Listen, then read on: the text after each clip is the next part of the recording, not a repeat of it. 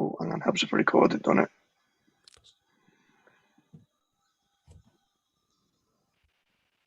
And you can go.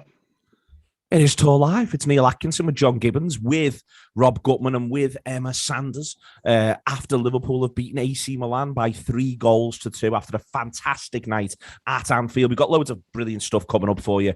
Don't be worrying about that at all. If you are listening to this as a podcast, if you're just on it for the run through on the YouTube and on the other platforms, we will be talking about this and we'll be looking ahead to the game against Crystal Palace. The game against Crystal Palace, by the way, John, it feels like it's in about 12 weeks' time. And actually, it's pretty much in about an hour and a half. Well, yeah, thick and fast though, isn't it? Games come thick and fast, and Virgil's fresh, so that's nice. Well, Virgil is fresh, and we'll start there. Then we'll start with the idea of the team that they picked and why they picked them and all that sort of stuff. And Rob, you and me were together. We were together for this, and we were watching the match, and we were finding ourselves absolutely stunned when the team came in. That firstly, there was no Virgil, and there was Joel, but also that there was Divock and Origi plays well for half an hour. I think you get to see him tire before your very eyes. You were right in the end. We had an argument in the ground about whether it was an injury or a fatigue injury. And it's fair to say it was a fatigue injury. He played so much football, he had to just sit down in the middle of the pitch until someone got him off. But he actually does well for the first half an hour, Origi. Yeah, he does. I mean, we always end up surprised that he's a good player, you know, to a certain degree. And he has shown he's a good player down the years. I think it sort of suits us when you leave him out for a while. Funnily enough, I don't think he does benefit from a run of games. I think he just looks like he's a level. He looks like he's a level below when you see a lot of him. But he's a good cameo actor, you know, for Liverpool, and he showed it again yesterday. So is your Divock Origi position, Rob? I like a Divock Origi, but I can't eat a whole one. Yes. I'll tell you what, I'm trying to think of the genre that Divock now falls into of players we've given up on, but they're still hanging around like a bad smell. It includes Barini, who's the one that comes to mind as the most classic case, who just realised he was happy where he was. And he's far better than Barini, Divock Origi. You know, I'm at peace with him staying with us till Christmas, and he may add a nought or something or a fiver onto his fee in January, I think. With him, Emma, he was, you know, he's it's a brilliant assist for Salah at the start of the second half there. It really is. I'm not quite entirely sure what happens, and that's not just because I was in the ground. I've watched it back now as well, and I'm still not 100% quite what happens, but he does brilliantly to get the ball back to him. I think we can end up convincing ourselves that useful footballers are of no use. And I think that's where we all were with Divock. The most surprising thing for me is that he comes straight in, having not even been in match day squads, almost as though the manager saw him lying around and went, oh, yes, that's a thing. We can do that. That to me is what's most shocking about it. It's not so much that he gets this game. It's that he gets this game having not looked like he's getting any of them. Yeah, I think the thing with Origi is that he's good technically. And a lot of the time, technical players can slot in quite easily. So even though he hasn't played much football, I think just the ability to hold the ball up and play a couple of these nice touches and sort of, you know, kind of five-a-side football in small spaces, which is what the likes of Salah and Trent were doing all night last night. Yeah. I think that suits Liverpool really well. I think that the thing with Origi is that you naturally compare him to Firmino, Jota, Salah and Mane, and he is quite comfortably, you know, a level below that mark. So are a lot of footballers in the world. So I think that's the problem when you see Origi, is that he is that drop off, and he doesn't provide probably the runs off the ball that those four do. But in terms of his ability on the ball, he showed that last night with the assist, and he showed that with, you know, particularly like you say in that first half an hour with a lot of some nice touches and kind of neat footwork as well. So he is still useful for Liverpool.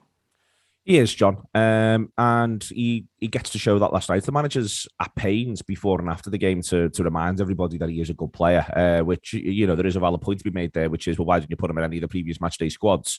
That aside, it's a good run out for him. I suspect we'll see him again from the start against Norwich, and then maybe see him feature from the bench against Porto. There's a pathway, what I'm saying here, whether people like it or not, and some people obviously don't, but there's a pathway between now and Christmas of 10 Divock Origi appearances all of a sudden, and I wasn't thinking that on Sunday coming out against Leeds. Yeah, no, absolutely.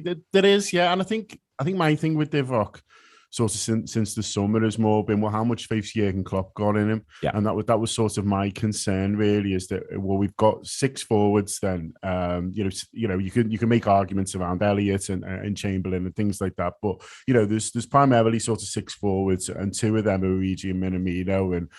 And how much faith does the manager have in those? And if it's 0, then really he only has 4. And that was my concern, really. It wasn't necessarily how good, you know, do I think Divock Origi is, because Divock Origi didn't particularly surprise me with his performance last night. I've seen him play well for Liverpool before, but it just felt like the manager had enough of him, really. But last night he sort of starts him out of nowhere, and then, as you say, Neil, you know, praised him to the rafters afterwards. Was almost slamming scouting departments across Europe for not recognising his brilliance and not giving us 30 million quid for him in the summer. And it is an interesting one, really. You know, why didn't anyone sort of come in for him? You know, it's an interesting one. It could be sort of a wages thing, I don't know, but as well, you know, but you know, you see some of the money being paid for other players, and you do wonder, you know, why Divock, you know, didn't sort of get more interest. But he didn't, and he's here now. And as you say, Neil, with that performance, you know, now he's played himself into contention to be at least, you know, someone who's useful and you know, he's played in it.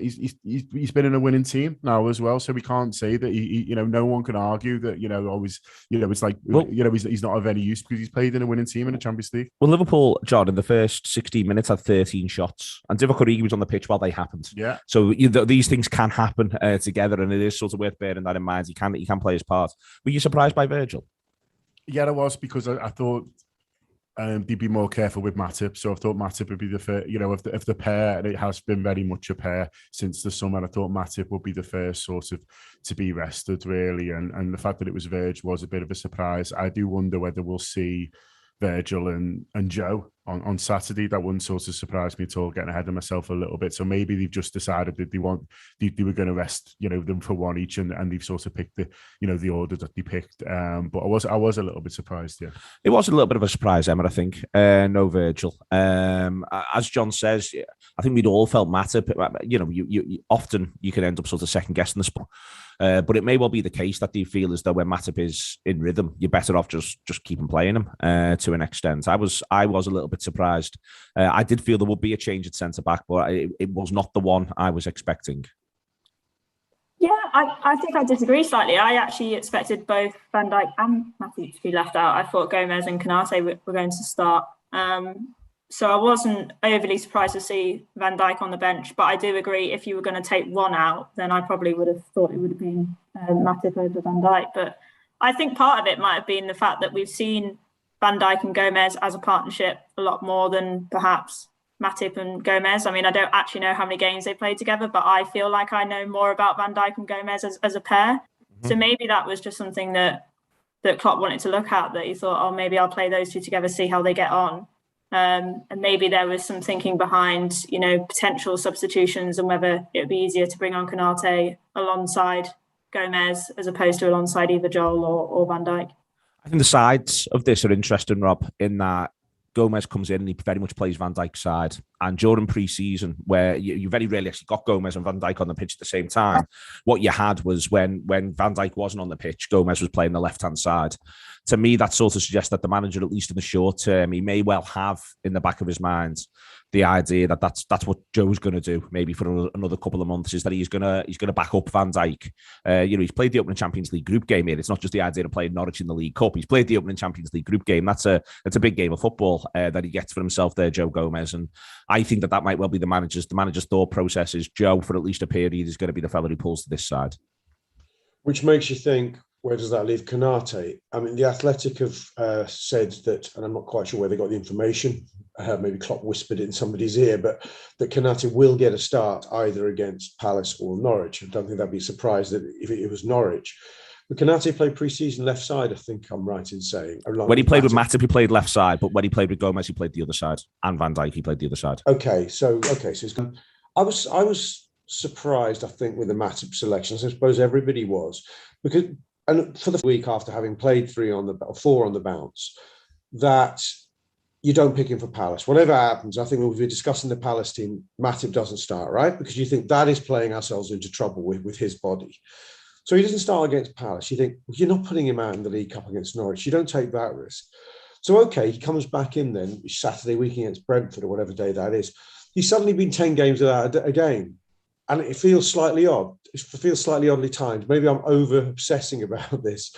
I sort of feel similar about Fabinho, actually, because I think Fabinho's due a rest against Palace.